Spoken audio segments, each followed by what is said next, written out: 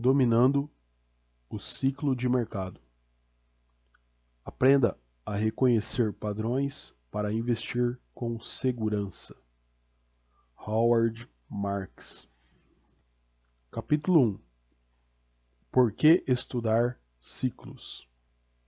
As chances variam de acordo com nossa posição nos ciclos. Se não alteramos nossa postura de investimento conforme as coisas mudam, estamos sendo passivos em relação aos ciclos. Em outras palavras, estamos ignorando a chance de inclinar as probabilidades a nosso favor. Porém, se obtivermos algum insight sobre os ciclos, podemos aumentar nossas apostas e colocá-las em investimentos mais agressivos quando as probabilidades estão a nosso favor.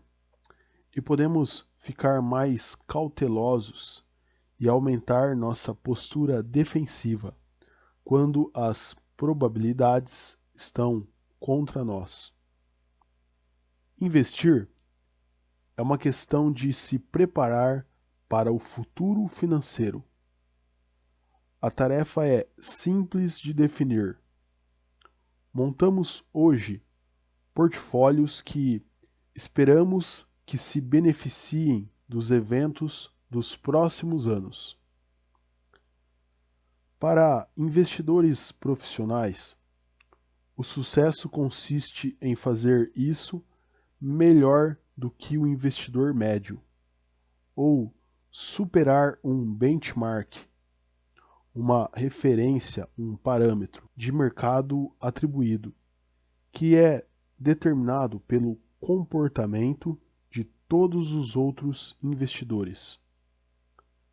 No entanto, alcançar esse tipo de êxito não é um desafio menor. Embora seja muito mais fácil gerar desempenho médio de investimento, é muito difícil uma performance acima da média.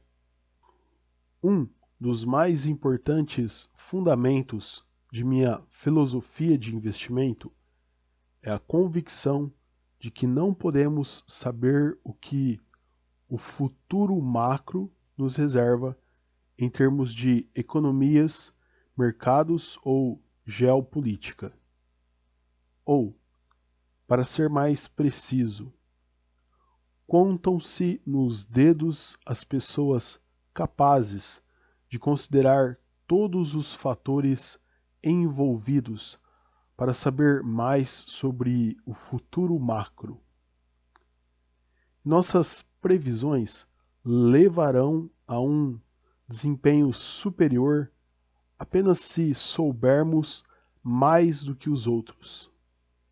Quer isso consista em ter dados melhores, fazer um trabalho superior de interpretar os dados disponíveis, saber quais ações tomar com base em nossa interpretação, ou ter a coragem emocional necessária para colocar tais ações em prática. Em resumo, se tivermos as mesmas informações que os outros, analisá-las da mesma maneira, chegar às mesmas conclusões e implementá-las de forma idêntica, não devemos esperar que o processo resulte em desempenho superior. E é muito difícil ser consistentemente superior com relação ao macro. Então, em minha opinião, é improvável que tentar prever o futuro macro ajude os investidores a obter um desempenho de investimento superior. Muitos poucos investidores são conhecidos por terem superado a previsão macro. Warren Buffett me contou sobre seus 2 critérios para uma informação desejável. ela tem que ser importante e compreensível. Embora todos saibam que hoje os desenvolvimentos macroeconômicos têm um papel dominante na determinação do desempenho dos mercados, os macroinvestidores, como um todo, mostram resultados realmente inexpressivos. Não é que a previsão macro não tenha importância, mas sim, que muito poucas pessoas podem dominá-la. Para a maioria, simplesmente não é compreensível ou não é suficientemente conhecida e consistentemente suficiente para levar a um melhor desempenho. Desse modo, dispenso a previsão macro como algo que trará sucesso ao investimento da grande maioria dos investidores. E certamente me incluo nesse grupo. Se é assim, o que resta? Embora haja muitos detalhes e nuances, penso ser vantajoso gastar nosso tempo em 3 áreas gerais, tentando saber mais do que os outros, o que chamo de o compreensível, os fundamentos das indústrias, das empresas e dos valores mobiliários, sendo disciplinado quanto ao preço apropriado a pagar para participar nesses fundamentos, entendendo o ambiente de investimento em que estamos, a fim de decidir como posicionar estrategicamente nossos portfólios para isso. Muito já foi escrito sobre os 2 primeiros itens. Juntos, eles constituem os ingredientes-chave em análise dos valores mobiliários e investimento em valor. Julgamentos sobre o que um ativo pode produzir no futuro, geralmente em termos de lucro ou fluxo de caixa. E o que tais análises dizem sobre valer a pena ou não ter esses ativos hoje.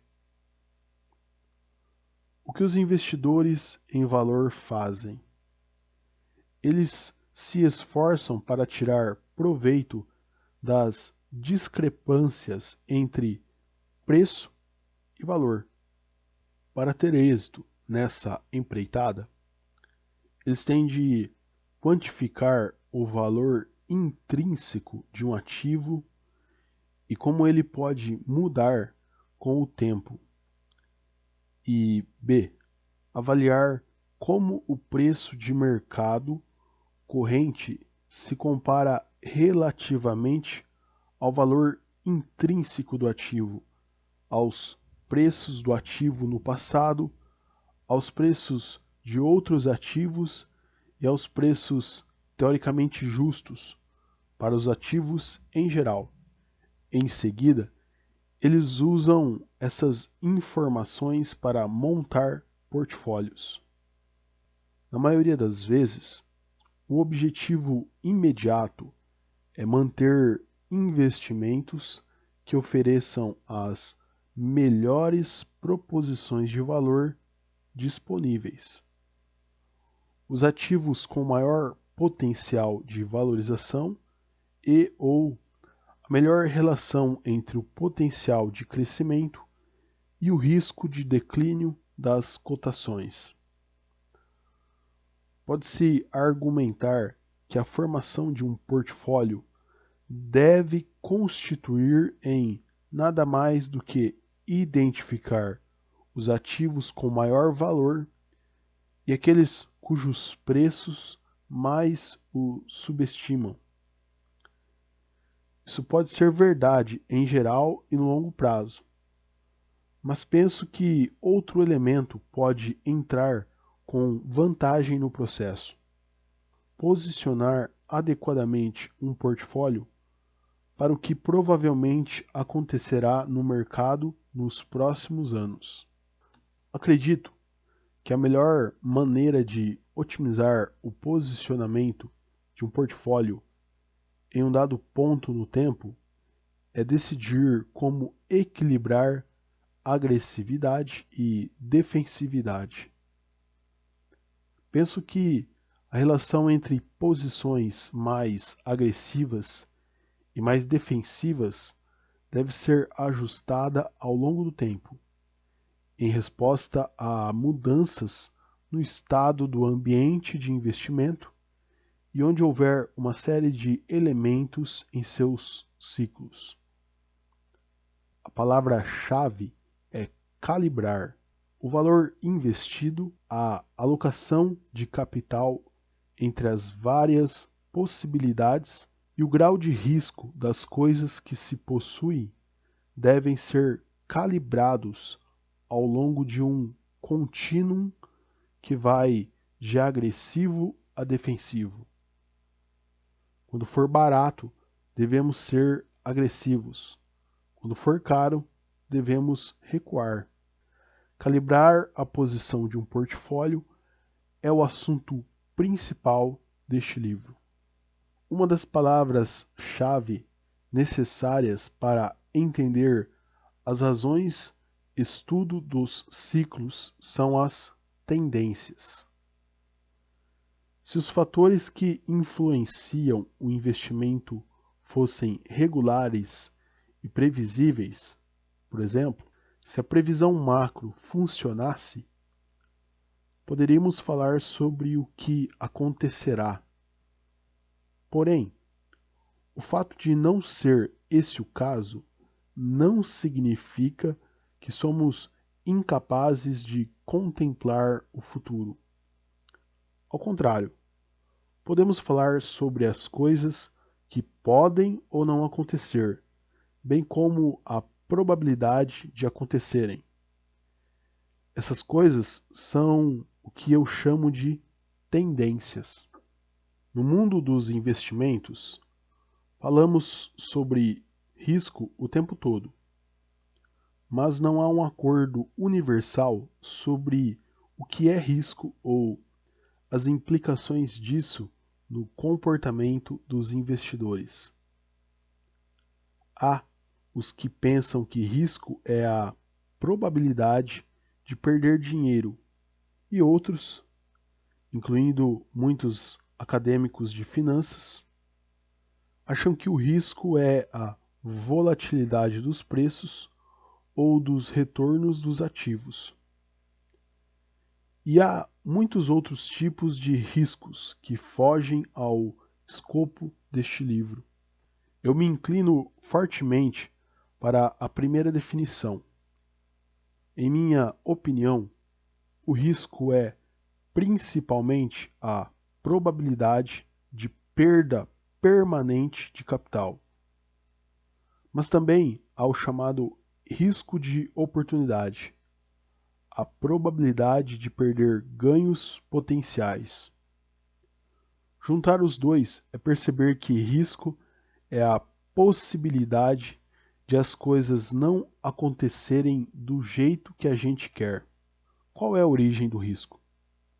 O falecido Peter Bernstein, um de meus filósofos de investimento favoritos, disse o seguinte em uma edição de seu boletim Economics and Portfolio Strategy, intitulado Can We Measure Risk with a Number?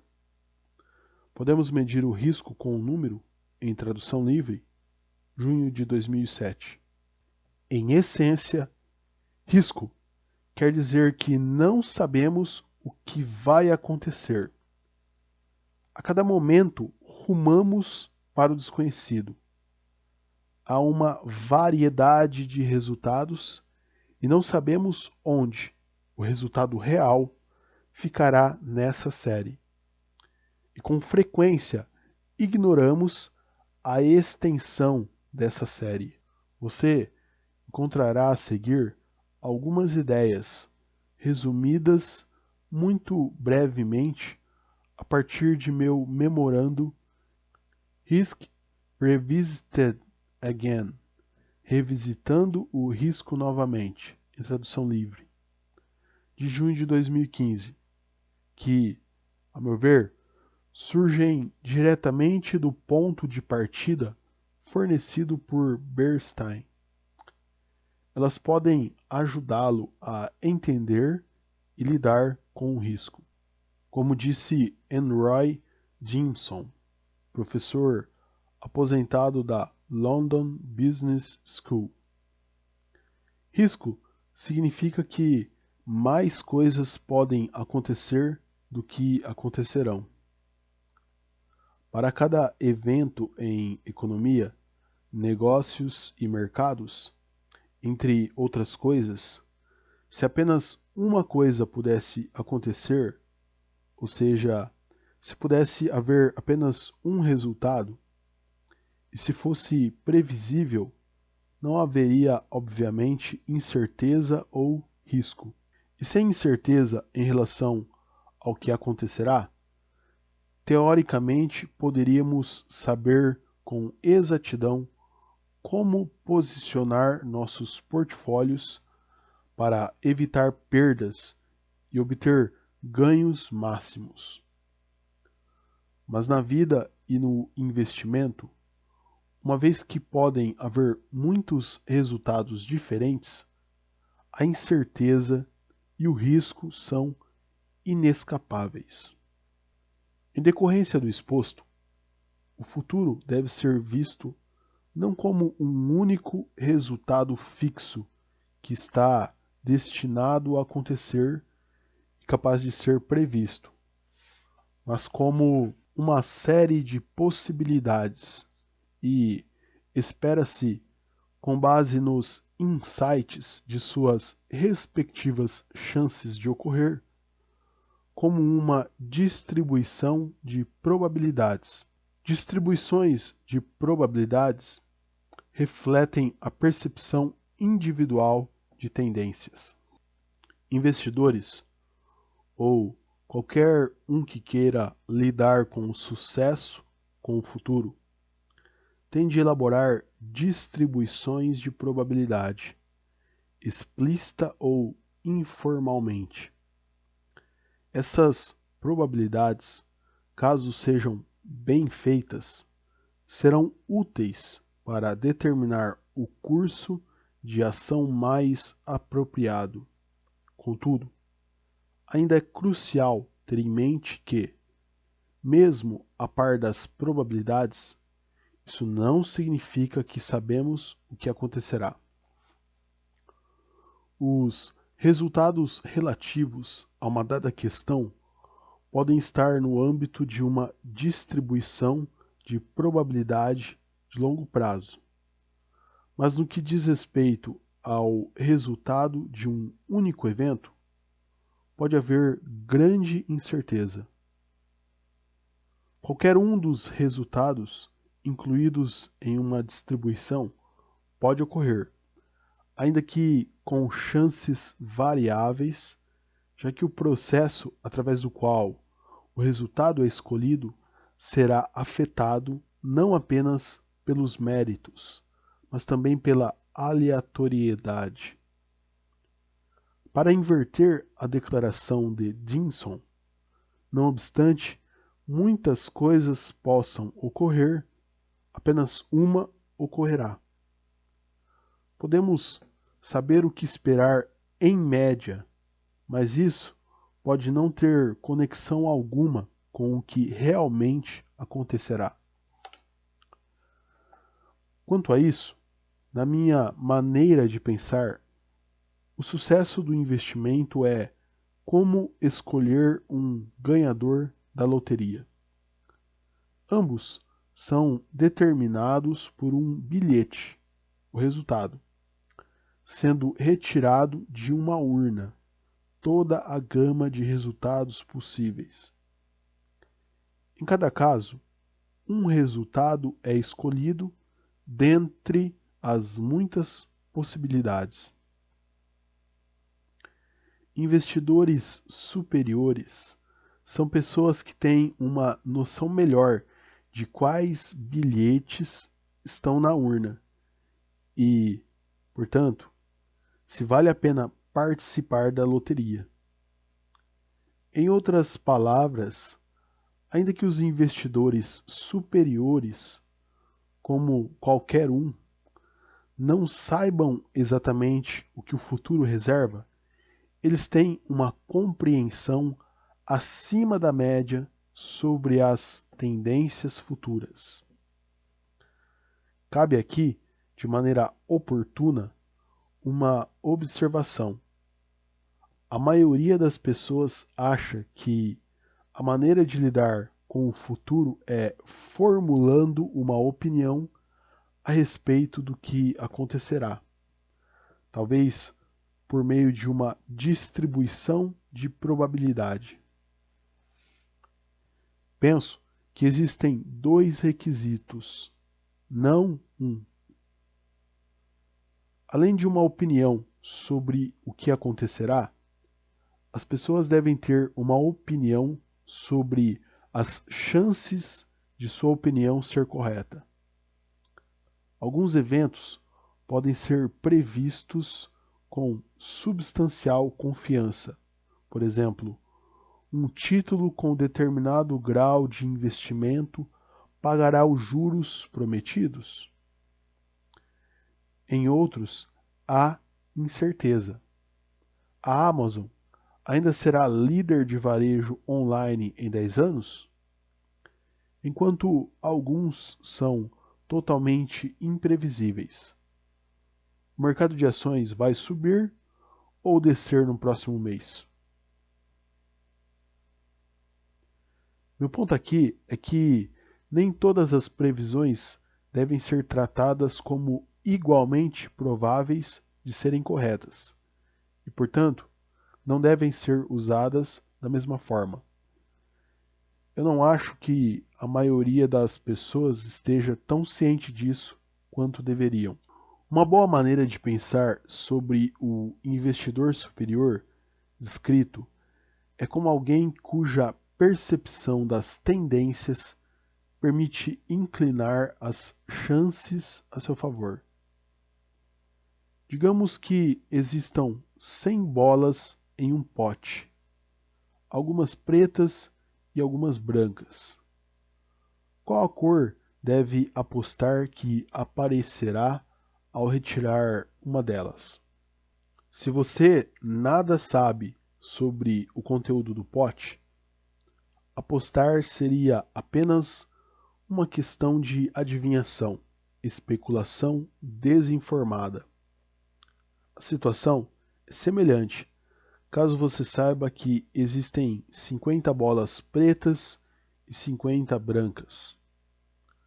Você pode apostar tanto no preto quanto no branco, mas não teria mais do que 50% de chance de acertar. Assim, apostar será algo estúpido, a menos que você tenha uma chance no mínimo igual e ao menos que você seja capaz de evitar o pagamento de uma taxa de admissão. No investimento, uma comissão ou spread para jogar. Apostar no preto ou no branco, com chances iguais, não seria muito lucrativo, a não ser que você tenha sorte, e a sorte não é algo com que se pode contar.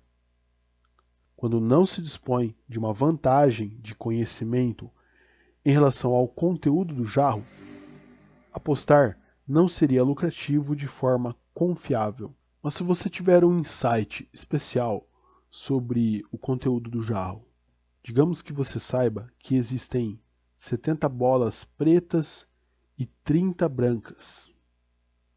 Isso pode lhe permitir ganhar mais vezes do que perder. Se você pode apostar $10 no preto contra alguém que lhe dá chances iguais, você ganhará $10 em 70% do tempo e perderá $10 apenas em 30% do tempo, para um lucro esperado de $40 a cada 10 escolhas. Observação: esses serão os resultados, em média, de um elevado número de tentativas, mas estão sujeitos a variações significativas no curto prazo devido à aleatoriedade.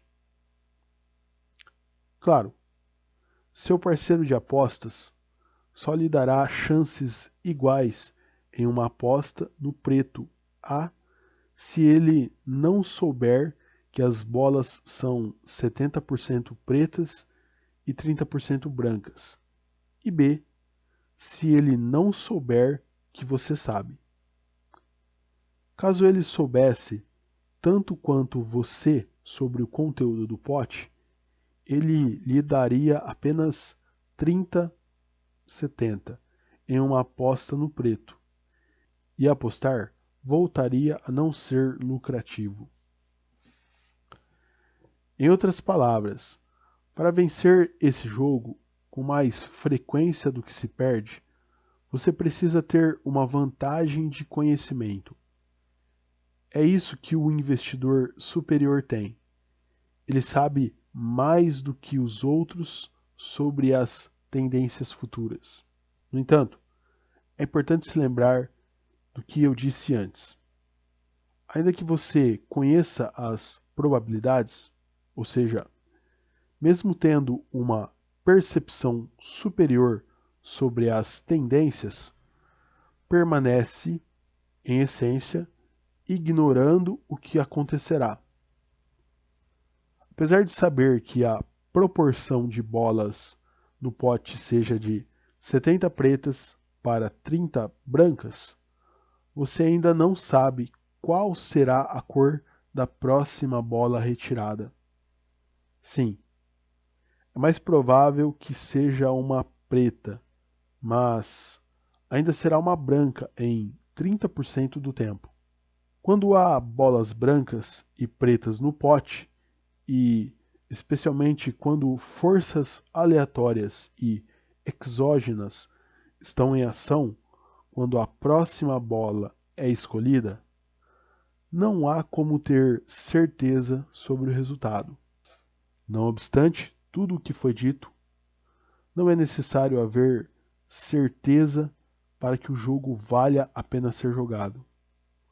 Uma vantagem de conhecimento sobre as tendências é suficiente para obter sucesso em longo prazo. E isso nos leva a retornar à questão da compreensão dos ciclos. Sobre o investidor médio, pode-se dizer que ele não entende completamente a natureza e importância dos ciclos. Não está presente a tempo suficiente para ter passado por muitos ciclos. Não leu a história financeira e, assim, deixou de aprender as lições dos ciclos passados. Percebe o ambiente principalmente em termos de eventos isolados, em vez de observar padrões recorrentes e as razões por trás deles.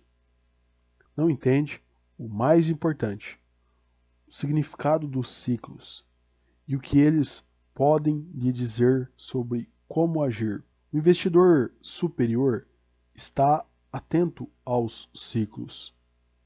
Ele vai anotando padrões passados que parecem estar se repetindo. Adquire um senso sobre onde estamos nos vários ciclos que importam e sabe que essas coisas têm implicações para suas ações. Isso o permite fazer julgamentos úteis sobre ciclos e onde estamos neles. Especificamente, estamos perto do começo de uma ascensão ou nos estágios finais. Se um determinado ciclo cresce há algum tempo, já foi tão longe que agora estamos em terreno perigoso? O comportamento dos investidores sugere que eles estão sendo motivados pela ganância ou pelo medo.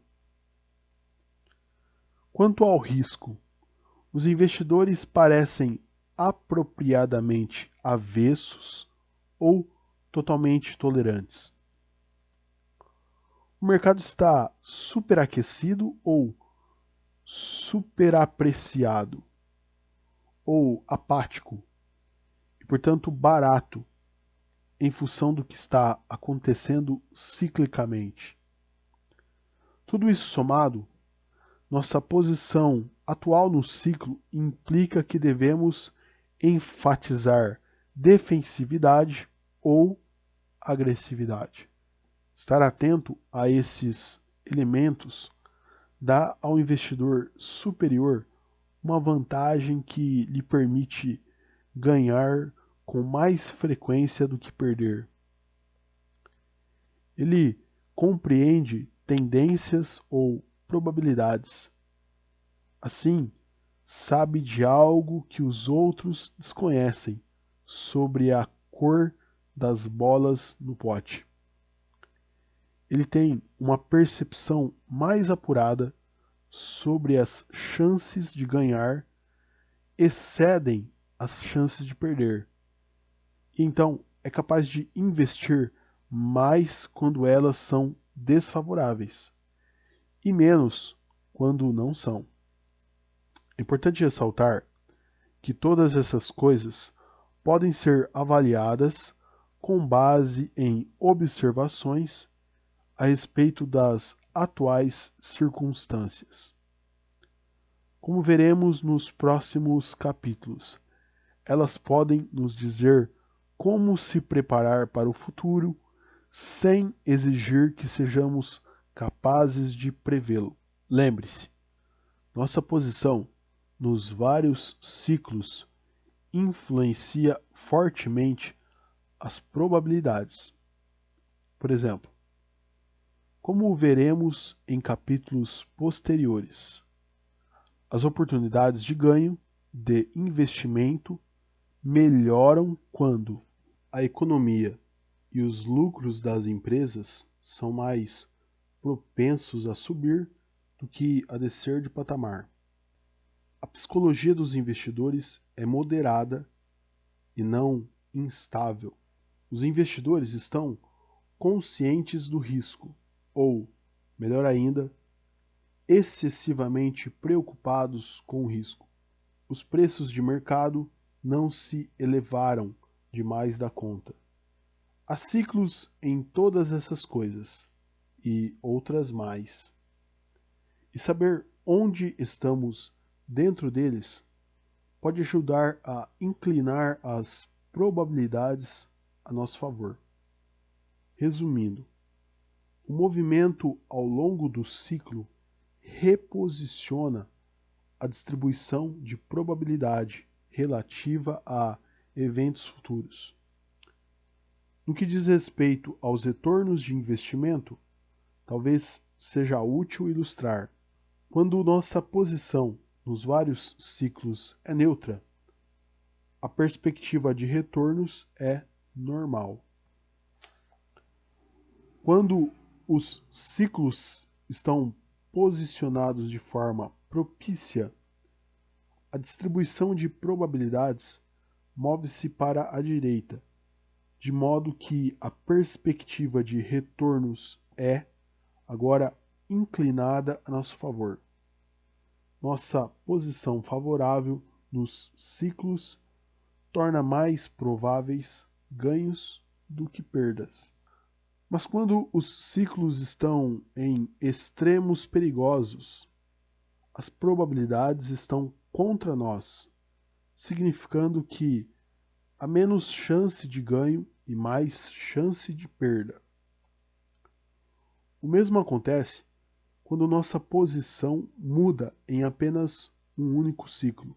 Por exemplo, independentemente do que esteja acontecendo com relação à economia e aos lucros das empresas, isto é, como dizem os acadêmicos, ceteris paribus, todo o mais é constante.